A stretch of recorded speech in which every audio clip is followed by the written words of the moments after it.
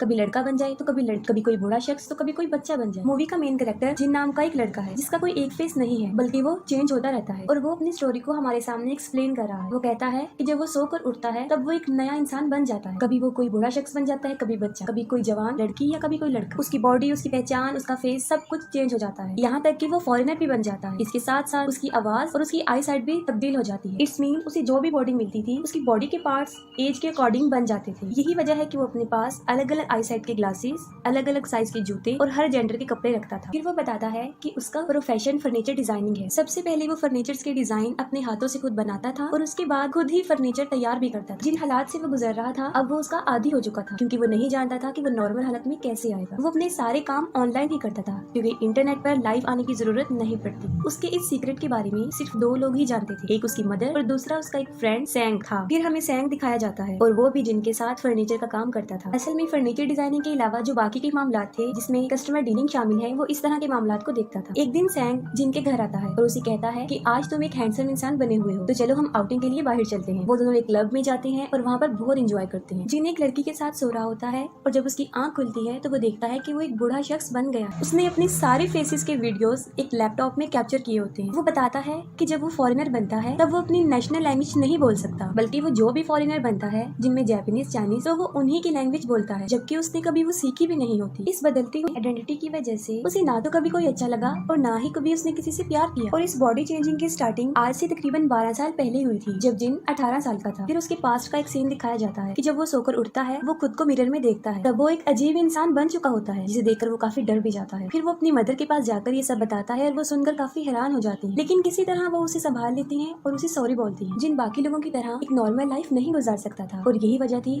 कि उसे स्कूल को भी लीव करना पड़ता है। एक तरफ जब उसकी एज के सारे बच्चे स्कूल जा रहे थे तो दूसरी तरफ वो अपनी लाइफ को बैलेंस करने में बिजी रहा। एक दिन सैंग जिनके घर कुछ सामान लेकर जाता है, तब एक मिडिल एज लेडी दरवाजा खोलती है और वो सैंग को खाना ऑफर करती है। सैंग समझता है कि शायद ये जिनकी मदर है, लेकिन फौरन वहाँ पर जिनकी असल मदर आ जाती है। तब उसे पता चलता है कि वो कोई और नहीं बल्कि जिन है। वो काफी हैरान हो जाता है और उसे यकीन नहीं आता कि ये सब कुछ क्या हो रहा है। फिर वो रियलिटी जानने के लिए जिन के बारे में कुछ सवाल उस लेडी से पूछता है। ऐसी बातें पूछता है जो सिर्फ जिन को ही पता थी, जिस पर वो लेडी सारे क्वेश्चंस के आंसर्स बिल्कुल ठीक देती है, जिसे देखकर सैंग काफी हैरान हो जाता है और उस पर हंसना शुरू कर देता है। इस इंसिडेंट के बाद सैंग हर रोज जिन के घर आता था और जिन एक नया इंसान ही बना होता था। वो दोनों बातें करते थे और हमेशा हंसते ही रहते थे। एक दिन जब जिन लड़की बना हुआ था तब सैंग और जिन एक बार में ड्रिंक करने जाते हैं। वहाँ पर सैंग उससे पूछता है कि हम दोनों तकरीबन 15 सालों से फ्रेंड हैं और तुम एक लड़के थे जो कि आज एक लड़की बने हो, तो क्या तुम लड़की की बॉडी में मेरी क्लोज आ सकती हो? ये सुनकर जिन बिल्कुल ऑपोजिट आंसर देता है। वो उसे कहता है कि तुम खुद पर कंट्रोल करो। अगले दिन वो दोनों फिर मिलते हैं और अब जिन एक लड़का बना होता है। सैंग उसे बताता है कि सैंग जिस कंपनी में काम करता है उसका ऑनर जिन के डिजाइन को चोरी कर रहा है। ये सुनकर जिन को एक आइडिया आता है और इस आइडिया को यूज करके वो खुद की एक कंपनी बनाने का डिसीजन लेते हैं और उस कंपनी का नाम वो ALX चूज करते हैं। उसी वक्त वो लोग ये भी डिसाइड कर लेते हैं कि जिन फर्नीचर के डिजाइन बनाएगा और सैंग लोगों को हायर करके उन्हें सेल आउट करेगा। पहले जिन सिर्फ फर्नीचर मेकर होता है, लेकिन अब वो फर्नीचर मेकर और सप्लायर दोनों बन जाता है। फिर एक दिन जिन फर्नीचर शॉप पर जाता है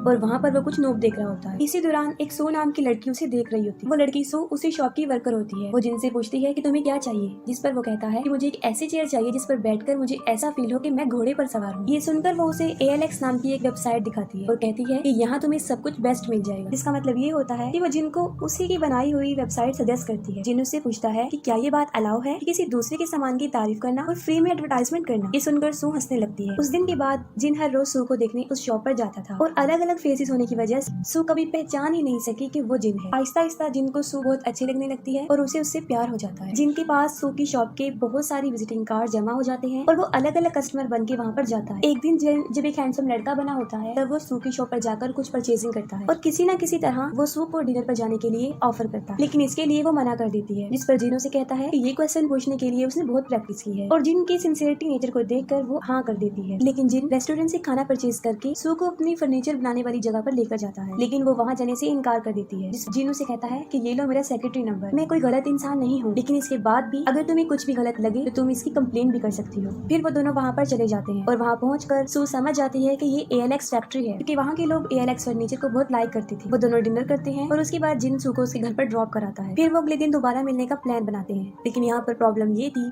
कि अगर जिन सो गया तो वो बदल जाएगा, जिसको देखकर वो हर घंटे का अलार्म लगाता है जिससे कि उसे नींद ना आए और साथ ही वो खुद को दूसरे कामों में में बिजी करने की कोशिश करता है कि उसका दिल बहला रहे। अगले दिन वो दोनों मिलते हैं और बहुत ज्यादा एंजॉय करते हैं। सू उससे पूछती है कि तुम ALX में क्या काम करती हो, तो वो कहता है मैं फर्नीचर डिजाइनर हूँ। तभी सैंग भी वहाँ पर आ जाता है और वो दोनों उसे देखकर चुप जाते हैं। इसके बाद सू और सैंग अपने अपने घर चले जाते हैं और जिन वहीं पर बैठकर काम करना शुरू कर देता है और खुद को जगा कर रखने की कोशिश करता है। अगले दिन वो दोबारा मिलते हैं। फिर हम देखते हैं कि जिन कई दिनों से सोया नहीं होता और नींद की वजह से पिछली रात जब वो सू को बस में ड्रॉप करने जा रहा होता है तब वो बस में ही सो जाता है। जब बस अपने स्टेशन पर उतरती है तब उसकी आंख खुलती है और वो नोटिस करता है कि अब वो एक मिडिल एज इंसान बन चुका है। स्टेशन पर पहुंचकर वो देखता है कि सू उसका वेट कर रही है और वो वहाँ पर होने के बावजूद भी उसके करीब नहीं जा सकता था क्योंकि अब वो एक आदमी बन चुका था जो कि एक हैंडसम लड़का था और सू उसे देखकर घबरा जाएगी। इतनी ही देर में सू के पास उसकी बॉस की कॉल आती है और वहाँ से चली जाती है। वो जिन को काफी कॉल्स करती है लेकिन वो रिसीव नहीं करता और उसे एक सॉरी का मैसेज ड्रॉप करता है। यहाँ पर जिन समझ जाता है कि उसकी ब्यूटीफुल लाइफ की एंडिंग हो चुकी। सू का रिप्लाई आता है,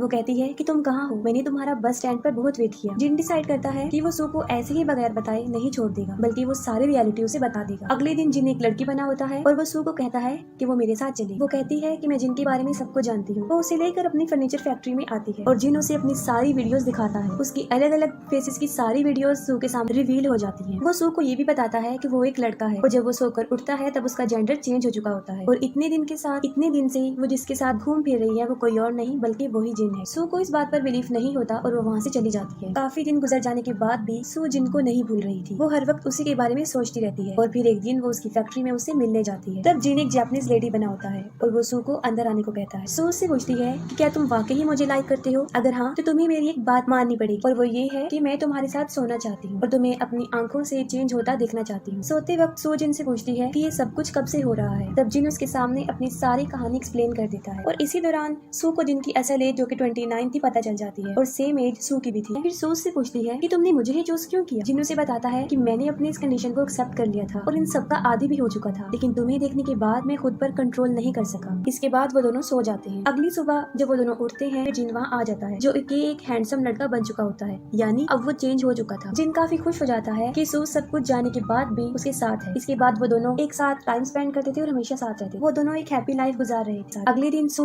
जिन की नेक पर एक टैटू बनवाती है जिससे कि ये पहचान हो सके कि वो जिन ही है। एक रात जिन को सू के साथ एक पार्टी पर जाना था लेकिन वो एक बुरी औरत बना हुआ था। वो सोने की काफी कोशिश करता है लेकिन उसे नींद नहीं आती। पार्टी में सब लोग अपने पार्टनर्स के साथ आए थे लेकिन सू बिल्कुल अकेली थी। सब लोग सू के पार्टनर को देखना चाहते थे और वो उससे पूछते हैं कि वो कहाँ पर है क्योंकि सब ने सू को अलग अलग इंसानों के साथ देख रखा था। तभी पार्टी में एक लड़का सू का उसी तरह हाथ पकड़ता है जिस तरह के जिन ने उसे कहा था कि वो पहचान ले कि वो जिन ही है। उसे देखकर पार्टी में सब लोग हैरान हो जाते हैं, खास तौर पर सू की बॉस। अगले दिन वो एक लड़की बना होता है और वो सू को अपनी मदर के साथ मिलवाने लेकर जाता है। जिन की मदर सू को थैंक्स कहती है कि वो उसके बेटे के साथ है। फिर सुबह को जिन खुद से सवाल करता है कि क्या सू शादी के लिए एग्री हो जाएगी, क्या मुझे उससे शादी के लिए पूछना चाहिए। और कई डेज वो अपनी वेडिंग रिंग बनवाने में ही स्पेंड कर दे। सू डॉक्टर से बात कर रही होती है। वो अपनी कंडीशन और जिन के चेंज होने की सारी बात बता देती है। डॉक्टर सू को टेंशन और डिप्रेशन की मेडिसिन रेकमेंड करता है और अब जिन्हें खूबसूरत लड़का बना होता है। सू से कहती है कि मुझे तुम्हारे साथ गुजारा हुआ वक्त बहुत अच्छा लगता है और दिल ये कहता है कि ये वक्त कभी गुजरे ही ना और मेरी विश है कि तुम भी मेरी तरह एक नॉर्मल इंसान बन जाओ। फिर वो सू से पूछता है कि क्या वो मुझसे शादी करेगी, जिस पर वो कोई जवाब नहीं देती। फिर वो उसे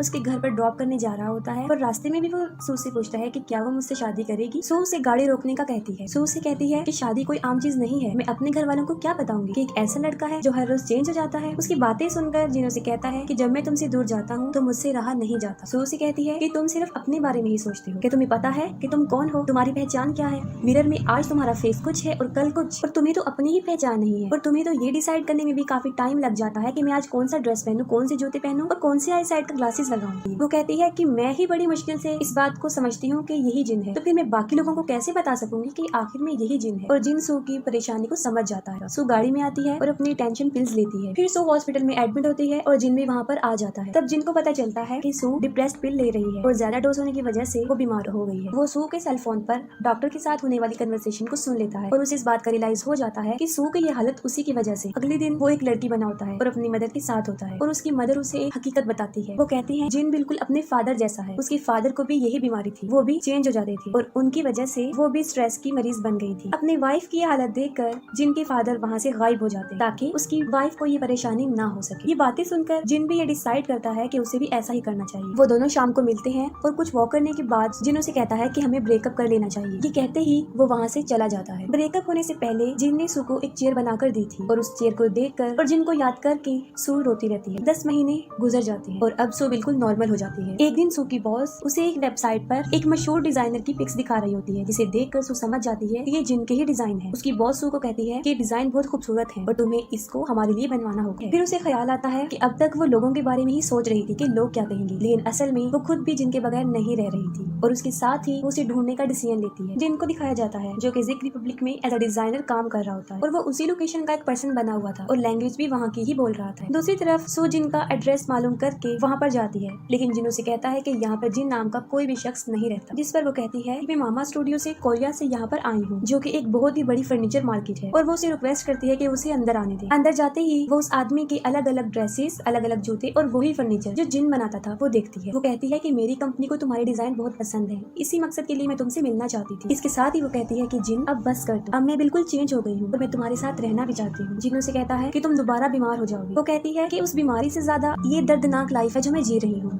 और वो जिन को सॉरी कहती है। साथ में वो दोनों वॉक पर चली जाती है। वो उसे बताती है कि एक दिन उसने जिन को चेंज होते हुए देख लिया था, जिसकी वजह से वो काफी डर गई थी और उसने खुद को काफी समझाने की कोशिश की, लेकिन वो खुद को नहीं समझा सकी। और वो कहती है कि मैं ये समझ गई हूँ कि मैं तुम्हारे बगैर नहीं रह सकती। और अब सू खुद जिन से शादी के लिए पूछती है और जिन उसे वही बनवाई हुई रिंग पहनाता है, और यहाँ पर उन दोनों की लाइफ और फिल्म की हैप्पी एंडिंग हो जाती है।